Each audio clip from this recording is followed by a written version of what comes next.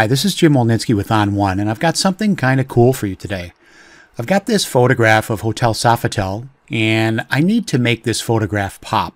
There's not enough separation between the sky and the building itself, and I want to darken this and bring these clouds out and just make this whole thing snappier. So I'm also going to walk you through some of the things I did to make the building match the sky using the same techniques. First thing I'm going to do is make a copy of this layer, and we're going to rename this layer Sky. Then I'm going to grab my Quick Mask tool and make sure that I'm painting out. And I'm just going to trace over the areas where I want to get rid of the sky. Now I say get rid of the sky because it's easier to paint the sky out than it is to paint the building in. So all we're going to do is invert this mask.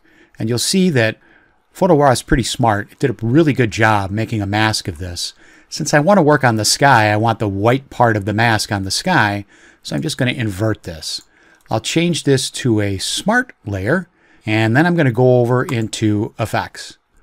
The first thing I'm going to do is add an HDR effect. So right away, that looks a lot better. So the thing that I really need to watch out for is how much tone compression I'm using. If I use too much, I get that weird overbaked HDR look, and I don't like that. So I'm going to bring the tone compression down. My detail looks good, and I think I'm going to add a glow just to get a little bit of depth to those clouds. So that looks pretty good already. The next thing I'm going to do is add another filter, and I'm going to add a color enhancer because I want to darken my sky and change the color a little bit.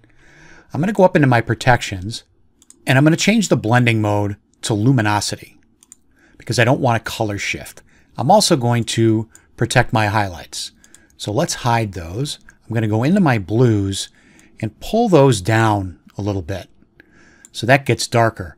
Then I like to push my blues and my skies a little bit towards magenta. Not too much, but just enough so that I get that kind of steel blue color that I like. The next thing I'll do is grab a tone enhancer because I want to make a gradient coming down on the sky behind the building. So we're going to use a mask to do that, but first I'm going to darken my exposure and go back in here and set my blend mode once again to luminosity. So let's hide those, and I'm just going to bring my exposure down about a half a stop or so, and once again we'll go back here and I'm going to protect my highlights. Now I'm going to open up my masking options, and you can see that I've got a mask available to me here. I'm just going to grab my masking bug and click, and now I can drag out a gradient. Now the problem with this gradient is that it's backwards. I want the sky to come in darker from the top, so I've got to invert this mask, and that's what I want. So let's just move this up a little bit, and I'm going to, whoops, I inadvertently added another one. I'm going to just pull this closer together, just like that, and I'm going to go back to layers. So right away, you could see that my sky looks a lot better.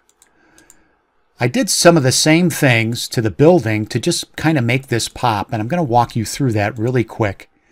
So I used the same mask, I just inverted it and made the building part of it white so I could work on that.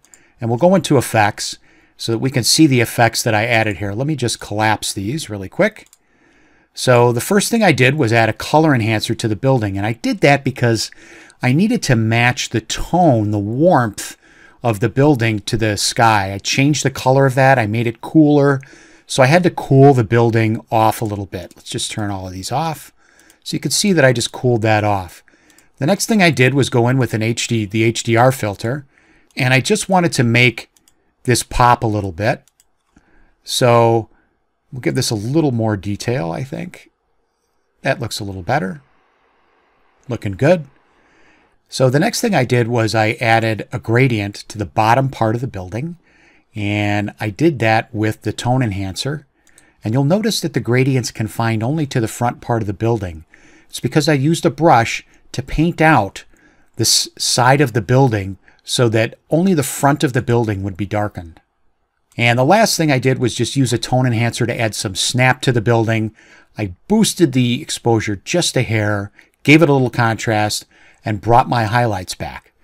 And if we go back into layers now, you'll see that that has made a huge difference in the way this photograph presents itself. So here's where I started, and there's where I ended up. So I hope this helps you out. This is Jim Walnitzky with On1. Thanks for watching.